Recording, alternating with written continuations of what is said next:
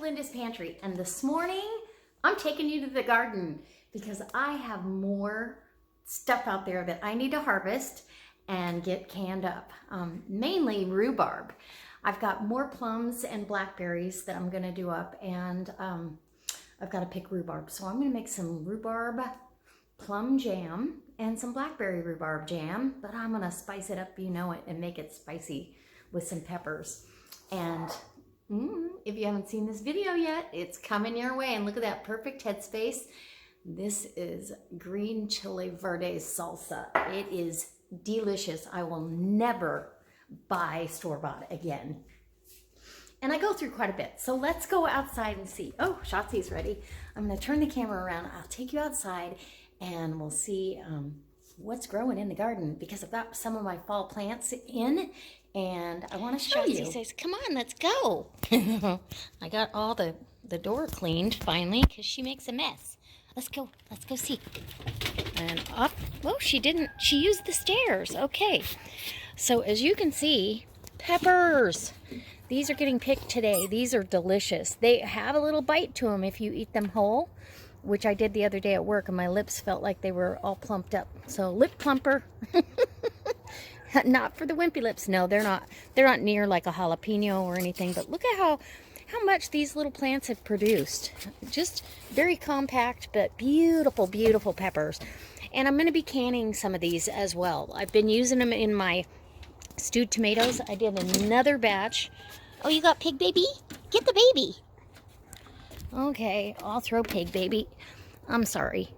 Pig Baby is her favorite toy. Very much loved. Whoops. That was a bad throw. Okay. So, tomatoes are kind of winding down. As you see, it's got like that late, almost a blight look to them. So I'm going to pull these. This is pimento peppers. Let's see. I want to keep you in view here. These are getting ripe and they're delicious. So I do want to can those up, but I'm going to go ahead. This tomato plant, it doesn't have any more young ones, so I'll pick those two tomatoes and get that pulled out. Same with this one over here. Because the blight it'll just pretty much stop the plant from doing anything else. And over here, we still have tons of peppers. Some of them are turning red, so I need to get them all off of here. These are spicy. More, I've still got more of the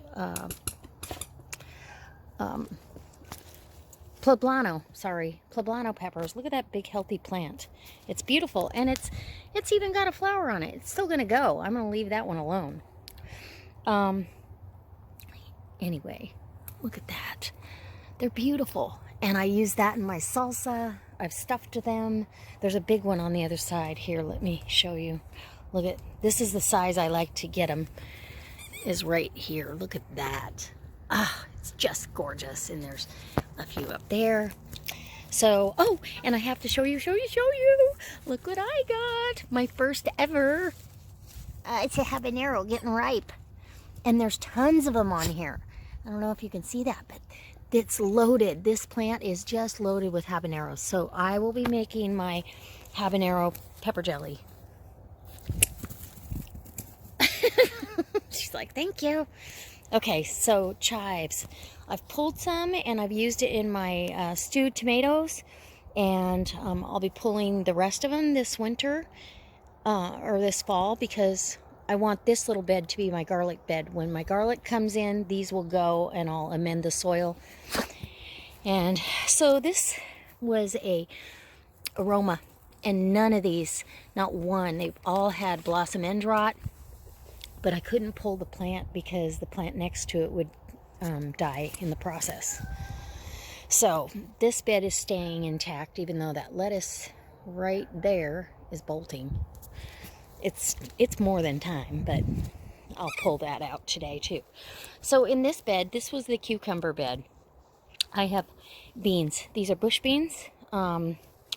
And then I just planted some more that are trying to come up here. And so this whole bed will be beans. This plant I left in here because these are Shotzy snacks. Oh, look at, she's already here. Do you want it? Okay, sit. Shotzy, sit. She's like, wait, sit. Good girl. She likes green beans. Anyway, okay, so we've got beans. This whole bed will be bush beans, so I can get another round. Over here, the same thing with these. Oh, look at that. Look at these pimento peppers. Oh, they're beautiful. So I got to can up some pimentos. Pimento peppers. That thing is loaded with them. And look at the size. I mean, these are nice big peppers. So this, again, this has got the blight on it, so I'm going to pull these plants too. I'll pick all the tomatoes off there and pull them. And that was the Oregon Spring. Absolutely a wonderful producer. So let's go and we'll check out the other bed. This had the zucchini in it. So I pulled those plants, I amended the soil, and I planted some lettuce, Swiss chard, and then now this is round 2. Oh, there's a weed. This is round 2 of Swiss chard, not Swiss chard. Swiss chard. Better pull the venom. Anyways, I got a couple weeds in here. What the heck? I'll get those out of there.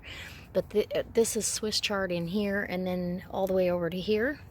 And then this is all lettuce, and I do have to thin that as it gets bigger. I'm going to put a hoop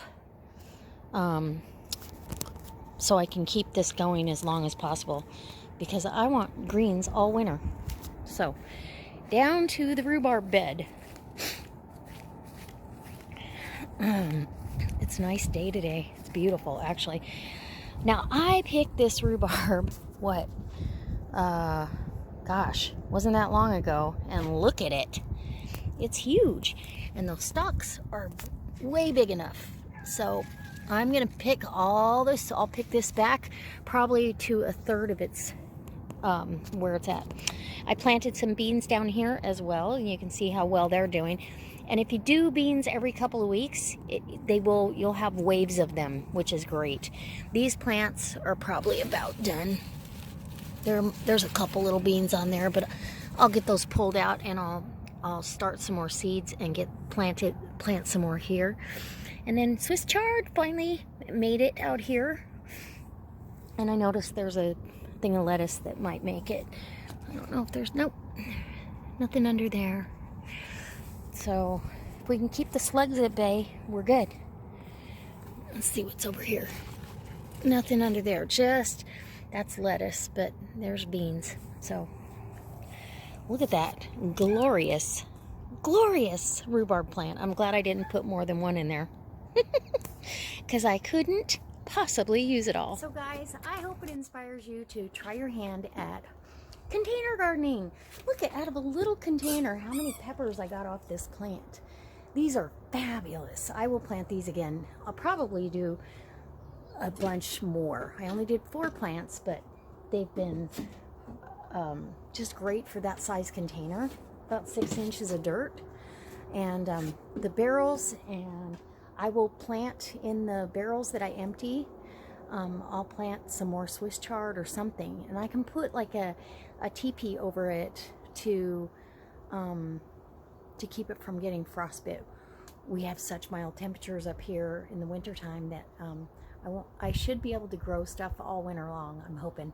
So if you live in the Great Northwest and you grow all year round greens and that kind of thing, let me know in the about section, because I'll tell you, this little bit of 12 tomato plants and the other veggies that I've gotten, I've gotten 13 quarts of stewed tomatoes, 7 quarts of marinara, roasted marinara, 6 pints of stewed tomatoes, and how many jars of salsa? Oh my gosh, 12 pints of salsa. That's just from the tomato products and peppers.